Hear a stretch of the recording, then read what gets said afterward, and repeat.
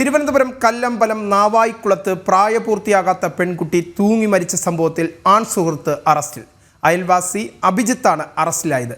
നിരവധി തവണ പെൺകുട്ടി പീഡനത്തിനിരയായതായി പോലീസ് കണ്ടെത്തി.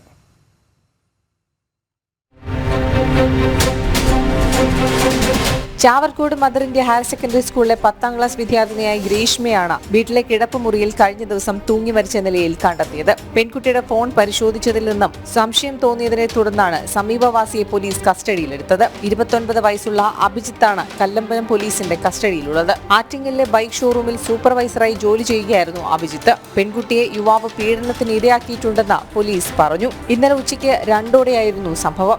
വീട്ടിൽ അമ്മൂമ്മ സരസ്വതി മാത്രമാണ് ഉണ്ടായിരുന്നത്. അമ്മൂമ്മയുടെ നിലവിളി കേട്ട് ഓടിക്കൂടിയ നാട്ടുകാർ മുറിയുടെ വാതിൽ വെട്ടിപ്പൊളിച്ചാണ് അകത്തു കടന്നത്. ഷോൾ കൊണ്ട് കുരുക്കിട്ട് ഫാനിൽ നൂങ്ങിയ നിലയിലായിരുന്ന ഗ്രീഷ്മയെ പാരിപ്പള്ളി മെഡിക്കൽ കോളേജ് ആശുപത്രിയിൽ എത്തിച്ചെങ്കിലും ജീവൻ രക്ഷിക്കാനായില്ല. പരേതനായ ഗിരീഷിന്റെയും നാവായിക്കുളം പഞ്ചായത്ത് ക്ലർക്കായ സിന്ധുവിന്റെയും ഏക മകളാണ് ഗ്രീഷ്മ. ജനം, തിരുവനന്തപുരം.